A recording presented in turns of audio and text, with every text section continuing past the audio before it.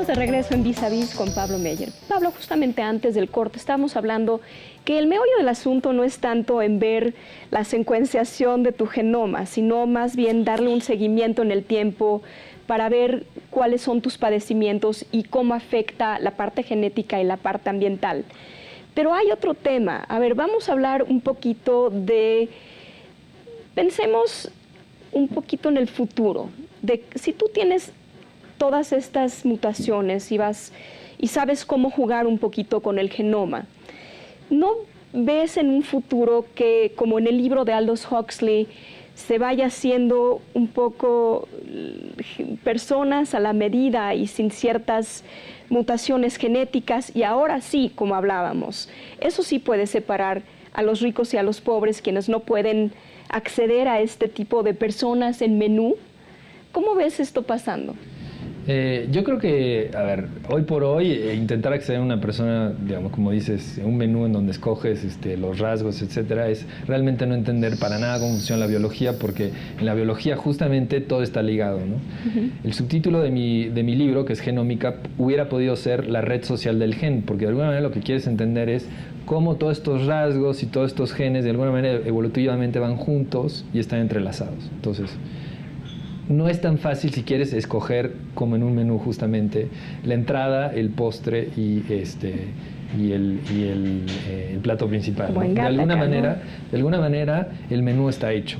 Cuando se empiecen a existir, que esto puede suceder relativamente pronto porque ha habido una revolución en estos últimos 3 años de un sistema que te permite editar directamente los genes en las células que tú quieras.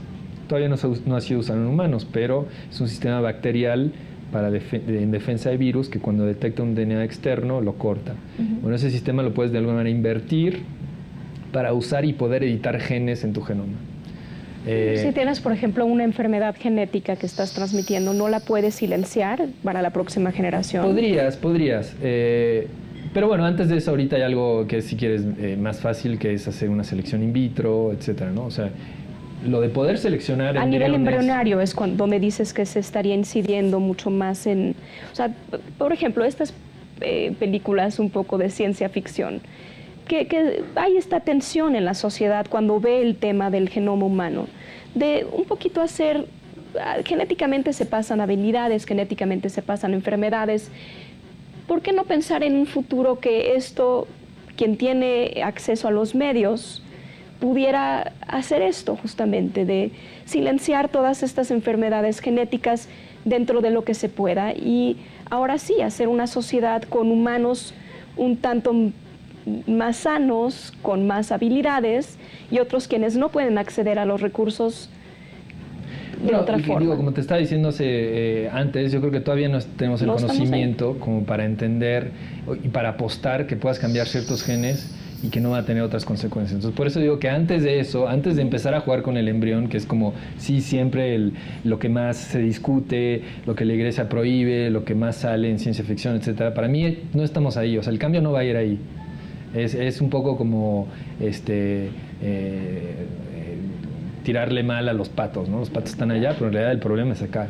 El cambio que va a hacer es a ti mismo, o sea, vas a poder modificar genéticamente en tu cuerpo, no sé, la tonalidad de tus músculos, tu tamaño, el color de tus ojos, o sea, directamente vas a poder sobre ti mismo. Entonces, ahí sí va a haber una cosa de dinero, ahí sí va a poder haber una diferenciación. O sea, Michael Jackson, que si quería o no quería ser negro, o sea, va a poder cambiar genéticamente sobre su cuerpo el color de su piel, ¿no? ¿Y qué opinas, por ejemplo, de la clonación? Y sobre todo lo que implica la clonación, que es un cuestionamiento de la identidad del ser humano frente a alguien que es idéntico a ti físicamente.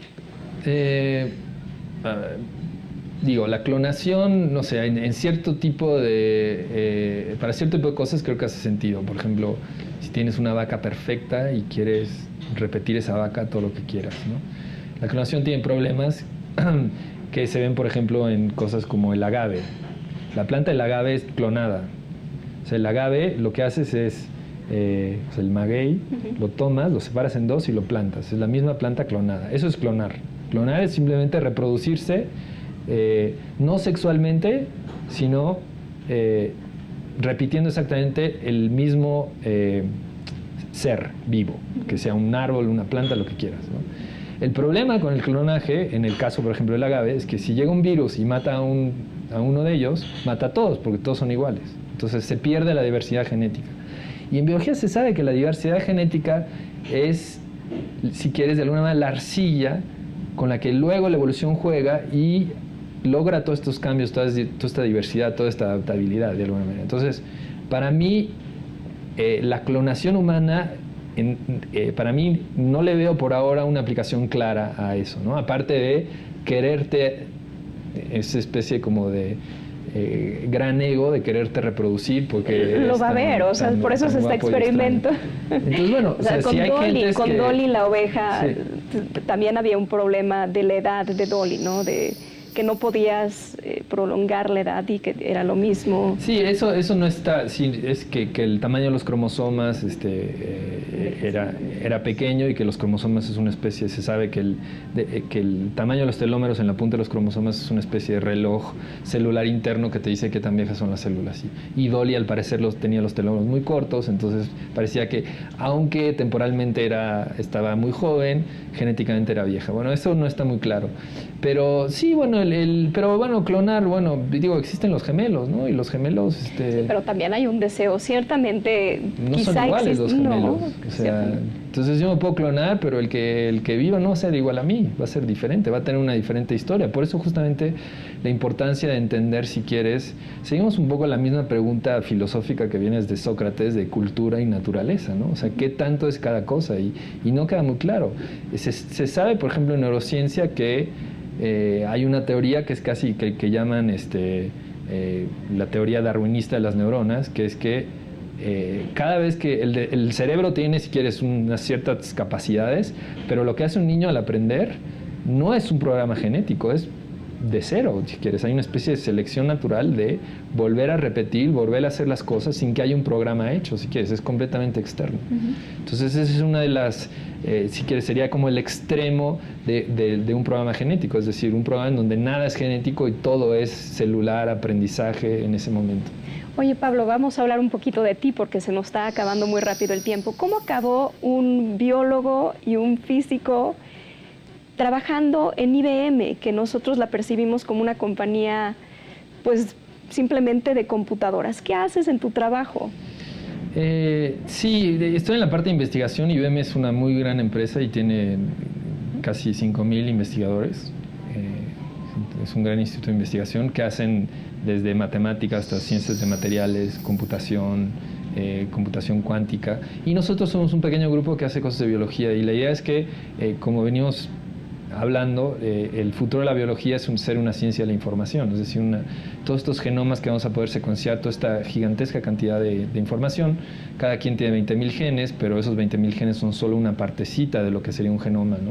Más o menos yo creo que la información de una persona alrededor de su genoma es alrededor de la mitad de un disco duro, ¿no? Más o menos. Entonces, si multiplicas eso y piensas que en 10, 20 años mucha gente va a tener su genoma secuenciado, bueno, son grandes cantidades de discos duros vendidos. IBM le está apostando un grandes poquito cantidades de información por analizar y de alguna manera, bueno, como muchas de las nuevas grandes empresas tecnológicas son empresas de información, la tercera retransformación de IBM es hacia eso, ¿no? Hacia ser una empresa que yo creo que sí usa como que se llama Big Data, estas grandes cantidades de datos, mezclado con nuevas maneras de hacer ciencia y de análisis de datos y nuevos modelos que son también necesarios para entender mejor la biología, ¿no? No solo los datos nos van a ayudar a entender cómo funcionan los seres vivos, sino que hay también que seguir haciendo biología molecular, biología moderna de alguna manera, biología en la manera en la que se ha hecho hasta ahora, pero multiplicada, si quieres, en esteroides por la gran cantidad de experimentos que ahora se pueden hacer. Sí, ¿no? Nueva York es la vanguardia. Pablo, Sí. Se nos está acabando el tiempo, desafortunadamente. Un gusto tenerte en el programa. Ojalá sigamos en otro momento esta plática. Muchas gracias. Muchas gracias por la invitación. Amigos, muchas gracias por estar con nosotros en Vis a Vis. No nos dejen de ver la próxima semana. Hasta pronto y gracias por seguirnos.